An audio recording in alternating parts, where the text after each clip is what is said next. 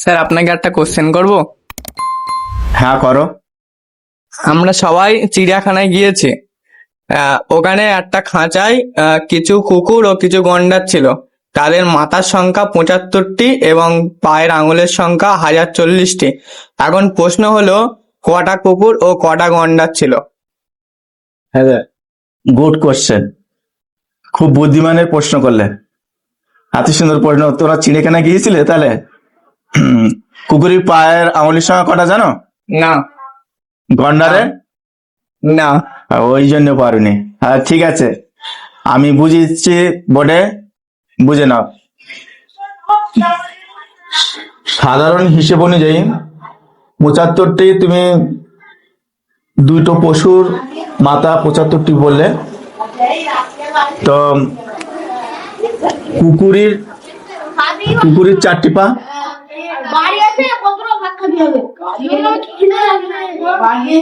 চারটি পা, 4টে করে আঙুল থাকে, 4টি করে আঙুল থাকে।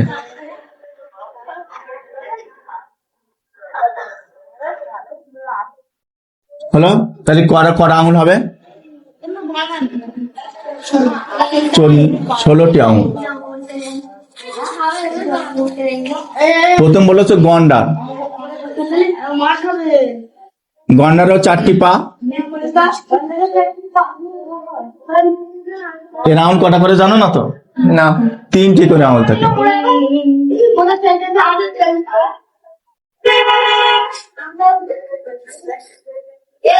তাহলে 3 এ 4 কত হবে? 12টি। খেয়াল রাখবে, 12টি আঙুল। তাহলে একটা একটা গন্ডারের 12টি আঙুল, একটা একটা কুকুরের 16টি আঙুল। তা 75টি বলেছ, আমি ধরে নিই তর্কের খাতিরে যে 75টা, তো তো 40টা গন্ডার ধরেছে, 40টা গন্ডার ধরেছে। 12টি করে আঙুল হলে কত হবে? 4 12 48, মানে 480টা হলো। আর 35টা কুকুর ধরেছি, তাহলে 40 আর 35 তোমার 75 হয়ে গেল সংখ্যা হিসেবে। 16টা করে আঙুল হলে কত হবে? 560টি। 5 হলো 80, শূন্য হাতের হলো 8, 3 হলো 48 আর 8 56। যোগ করলে তুমি বলেছ 1040টি, তাই তো? এখানে দেখো 1040টা আসবে। 8 আচ্ছা 14, 4 হাতের হলো 1, 5 5 10, 1040টা আঙুল হয়ে গেল। আর গন্ডার 40টা,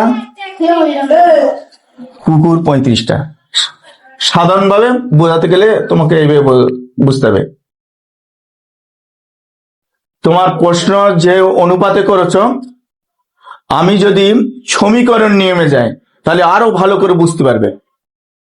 ঠিক আছে? সমীকরণ নিয়মে আন্দাজে আন্দাজে তার বললি তো হবে না স্যার 40টা কেন, 35টা কেন, বা ও 40টা 35টা ধরলে এর 40টা ধরলে কি হবে, সমালোচনা হতে পারে।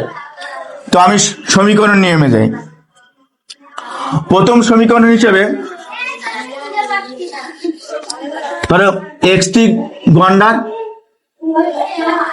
আর ওয়াইটি কুকুর ধরেছি। এক্সটা গন্ডার, ওয়াইটা কুকুর ধরেছি, হলো? লিখে দিচ্ছি, ধর আসি মর্দনা ডাকার গন্ডার এক্সটি আর কুকুর ওয়াইটি, তোমার সুবিধা হবে বোঝার জন্য। তাহলে এদের মাথার সংখ্যা কত বললে? 75 বসাল। আচ্ছা, এবারে দ্বিতীয় সমীকরণে, এটা প্রথম সমীকরণ ধরো, এটা প্রথম সমীকরণ, এটা দ্বিতীয় সমীকরণ বলছি যে তাহলে 12টা আঙুলটা নিচ্ছে, 12টা এক্স প্লাস 16টা 16y। পায়ের সংখ্যা হচ্ছে এটা 12টা পা গন্ডারের, একটা গন্ডারে, আর একটা কুকুরের 16টা পা। এর আমাদের সঙ্গে কত বলেছে? 1040টা বলেছে। এটা ধরো 1 নম্বর, আর এটা ধরো 2 নম্বর সমীকরণ। বলো কোন পদ্ধতির যাবে? অপনয়নে যাবে, তুলনামূলক যাবে, 4টে পদ্ধতি আছে, বজ্র গুণন আছে, আর পরিবর্তন পদ্ধতি আছে। অপনয়নে করে সহজ হয়ে যাবে, ঠিক আছে? আচ্ছা, তাহলে তুমি যদি এক্স কাটো, n 12 আছে, তাহলে n 12 তে গুণ করতে হবে। যদি ওয়াই কাটো 16 আছে, তাহলে 16 তে গুণ করতে হবে। তাহলে 1 নম্বর সমীকরণকে আমি 12 দ্বারা গুণ করে পাচ্ছি। হ্যালো, আমি আর লিখছি না, সহজে বুঝে যাও। 12x plus 12y is equal two 12 সঙ্গে 75 গুণ, 5 বারণ 60 0, আর 7 বারণ 84, 85 86 87 88 89 90, 999 900। 5 বারণ 60, হাতের হলো 6, 7 বারণ 84, আর 6 90। মাইনাস করে দিলাম, এক্সেস কেটে গেল। 16 থেকে 12 বাদ দিলি 4টে ওয়াই ইজিক্যাল টু এখানে 140 থাকে। তাহলে ওয়াই ইজিক্যাল টু কি দাঁড়ালো? 140/4। 3 এ 4 12, 2 এ 0 20, 4 5 20, 35। তাহলে ওয়াইটা কি ধরেছিলাম? বলো, ওয়াই কি ধরেছিলাম? কুকুর। তাহলে কুকুরের সংখ্যা কটা দাঁড়ালো? 35। তাহলে আমি বলছিলাম যে আন্দাজে তো ধরলে হবে না, সমীকরণ নিয়মে 35। এবারে মোট তোমার 75টা পশু ছিল, গন্ডার আর কুকুর মিলে। 75 থেকে 35 বাদ দাও, কত দাঁড়ালো? 40। এই 40টি কি দাঁড়ালো? গন্ডার। বুঝতে পেরেছো? হ্যাঁ। থ্যাংক ইউ বলার জন্য। এক শিক্ষকের কর্তব্য বোঝানো, আর ছাত্ররা বুঝতে পারলে এটাই অসংখ্য ধন্যবাদ, ঠিক আছে?